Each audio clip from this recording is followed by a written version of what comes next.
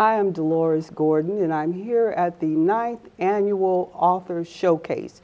Today, I am interviewing Walter Perkins. Hi. Hello. How are you today? I'm great. Good, I'm great. good. Yeah, it took you about 15 years to write and finish your first book. Mm-hmm. Now you've written and published 2 books since 2011. Mm-hmm. How did you do that?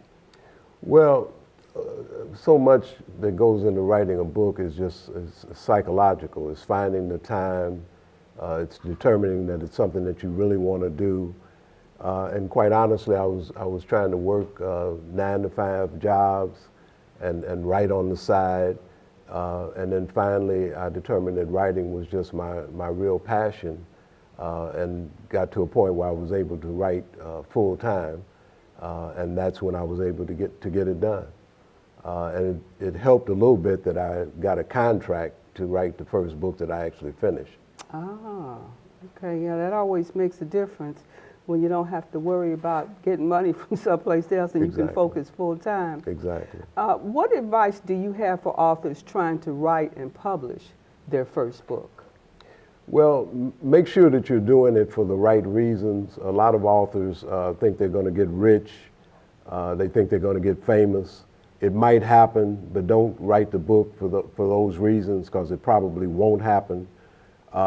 Make sure that you're writing about something that there's a market for which you have an identified market. I know of many authors who have written books that they were passionate about, only to find out that there's absolutely no market for the book, and then they get frustrated and feel that they've wasted their time. My position is that everyone has a story to tell. Just make sure that you have an audience that wants to buy it. That's a very interesting concept. So, if someone wanted to write a book and needed to determine whether or not there was an audience for it, is there a way to do that? Yes. Okay. First, I would suggest either go to your local bookstore if you can find one, or go to Amazon.com and try to find similar books about the subject that you want to write about. Okay. Either you'll find an overload of books about the subject, or you'll find that there's virtually nothing on the subject. Either way, there's an opportunity for you to write about that subject. There's always, if there's an overload, there's always a niche that you can carve out for your particular book, because your book is going to be unique to you. Okay. Some people might wonder, why write a book about how to write a book? Like Right Now, the book, yeah. Which I wrote and published in 2011. I was aware that there were a lot of books about how to write and publish books, because I have a lot of them in my library, and I reference a lot of them in the appendix in Right. But I felt I had a unique story to tell about how to write and publish a book based on my own particular experience, and that's what I did. Okay, so when you talk about the importance of writers understanding legal issues, mm-hmm. What legal issues would you have to have in mind? Well, immediately, copyright. Everybody knows that they have to have their book copyrighted. A lot of people are not quite sure why, because your book is actually copyrighted at the point that you write it. What you need to do is have your copyright registered. That way, if it's ever challenged, the registration will determine who wins the challenge and who owns the copyright. So you have to have your copyright challenged. I'm more concerned about defamation. A lot of times, authors may write something in a book that actually defames somebody and ends up getting sued. Unfortunately, using words like allegedly or reportedly does not protect you from a defamation suit.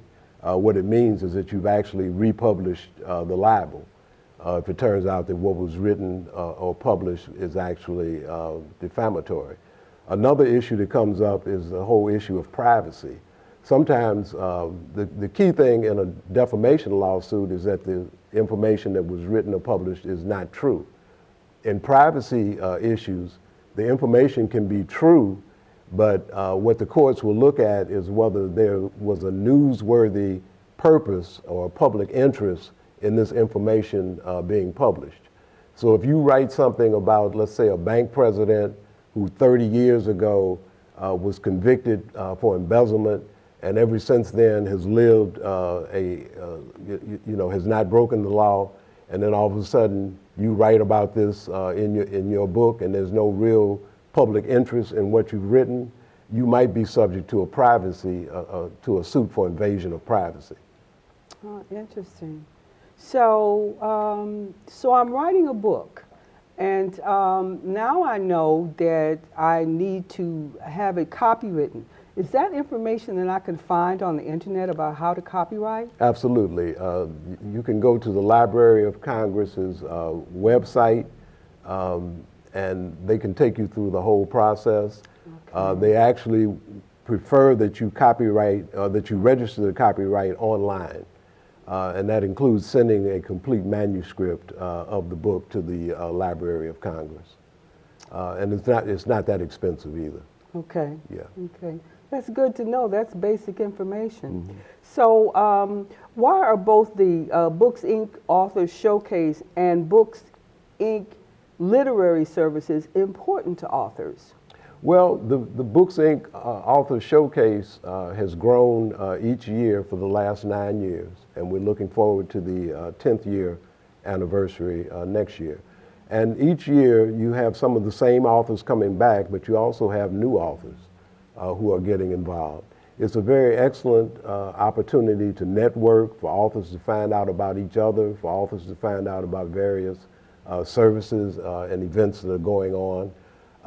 And authors often operate, in an isolated fashion, and it's good for people to know that there are other people out trying to do the same thing.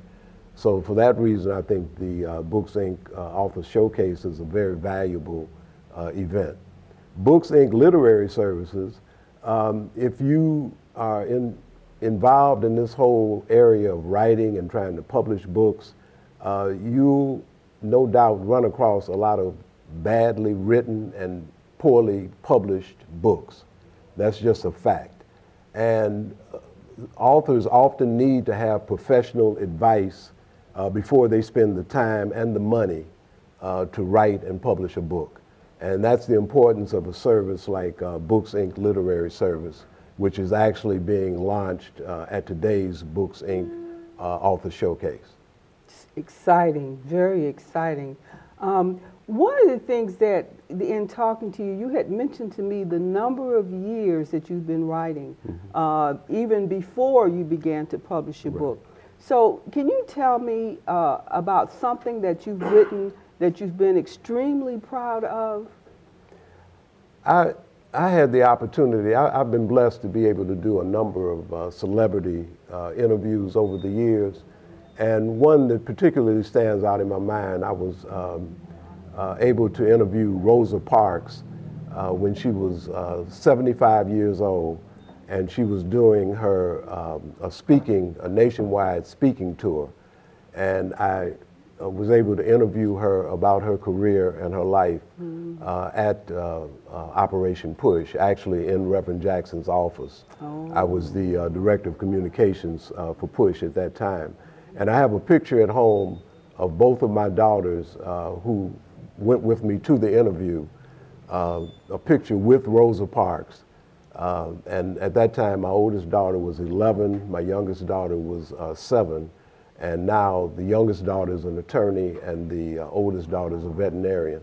And I often look at that picture, and I'd just like to say in closing that Rosa Parks was just a beautiful personality. And I often think back that how blessed I was to be able to interview her. Oh, wonderful. Well, your contact information, would you like to offer that? Yes. As a way for people to be able to get in touch with you or get this book? Yes, the book is available on Amazon.com. It's also available from Walter M. Perkins. And you can reach me at WPerk, P-E-R-K, @sbcglobal.net. I thank you. I appreciate you so much. Thank you. And all the information you offered to us today. Thank you very much. I wish you appreciate it. much success. Thank you.